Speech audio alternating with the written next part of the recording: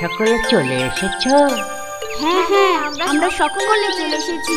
এবার তুমি তোমার ঝুলি থেকে গপ্প বার করে আমাদের শোনাও।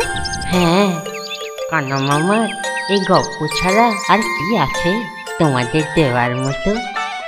শোনো তাহলে। এক রাজা। না না মামা, আর রাজা রাক্ষস নয়। কেন, কি হলো? তুমি জানো তিতলিরা কত পশু পাখিদের গপ্প জানে? আজ আমাদের পশু পাখিদের গপ্প বলতে হবে। ঠিক আছে, তাই শোনাবো, কিন্তু তোমরা গপ্পগুলো চিরদিন মনে রেখো। শোনো তাহলে।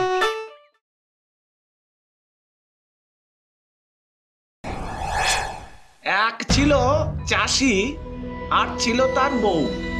তারা ভারী গরিব। একদিন চাষি চাষের জমি কোপাচ্ছিল, এমন সময় হঠাৎ, আরে এটা কি? একটা হাঁড়ি। দেখি তো খুলে কি আছে এর ভেতর। এ কি? এত মোহর! এতদিন আমরা খুব গরিব ছিলাম, আর আজ এত মোহর পেয়েছি। আমাদের এবার থেকে আর দুঃখে দিন কাটাতে হবে না। বউ আবার পেট পাতলা মানুষ, মোর দেখে সকলের কাছে তার গল্প করবে, তারপর ব্যাস কথাটা ক্রমে রাজার কানে উঠবে। তারপরে এই রাজা পেয়াদা পাঠিয়ে সব কেড়ে কুড়ে নিয়ে যাবে। আবার এদিকে এই সম্পদ যদি বাইরে ফেলে রাখি, তাহলে কেউ না কেউ তা লুট করবে। এই যে করি,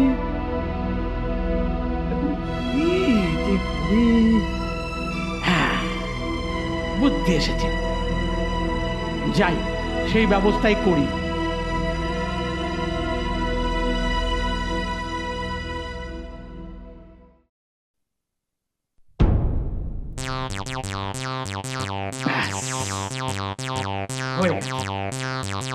জালেতে খরগোশটা জড়াতে হবে।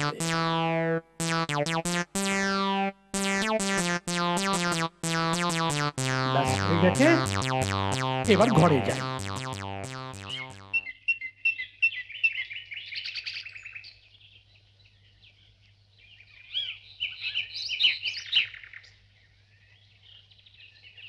গিন্নি, ও গিন্নি। কি হয়েছে গো? জানো, আজ গণক ঠাকুরের মুখে একটা মজার কথা শুনলাম। কি কথা শুনলে গো?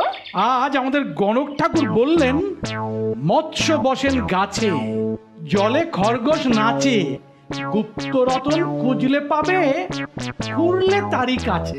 তোমার যেমন কথা। হ্যাঁ, শুনলুম। এরকম নাকি সত্যি সত্যি দেখা গেছে। যাও যাও, বাজে না বকে কাজে যাও তো। হ্যাঁ, তাই যাই।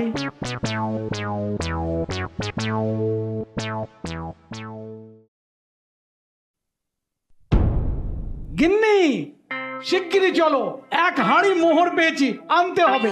কি গো, চলো চলো, তবে শিগগিরই চলো। দুজনে হন্তদন্ত হয়ে গেল সেই গাছের নিচে মোহর আনতে। কিন্তু হঠাৎই,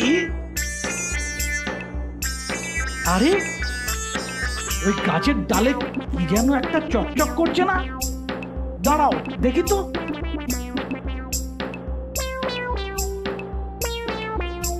ও মা, সে কি গো, গাছের ডালে মাছ? দাঁড়াও, নদীতে জাল ফেলেছিলাম, দেখি মাছ টাছ পড়লো কিনা।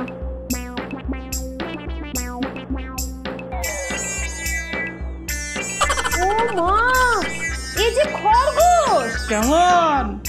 গণক ঠাকুরের কথা আর অবিশ্বাস করবে? নাও নাও, এখন চলো, মোহর নিয়ে বাড়ি যাই। তারপর চাষি আর তার বউ মোহর নিয়ে বাড়ি গেল।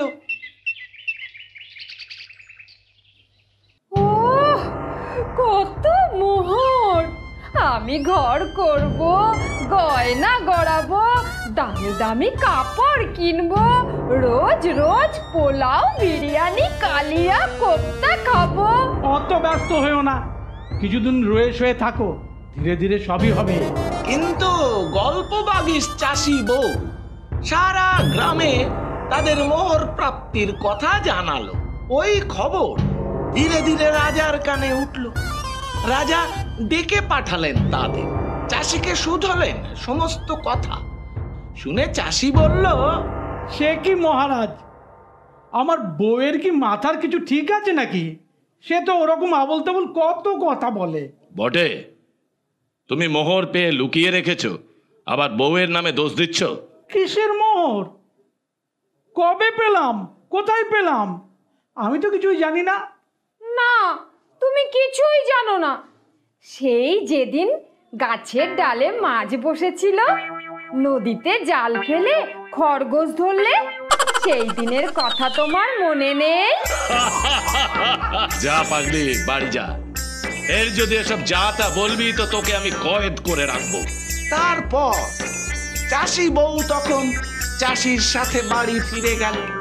রাজার ভয়ে সে আর কারুর কাছে মোহরের কথা বলতো না।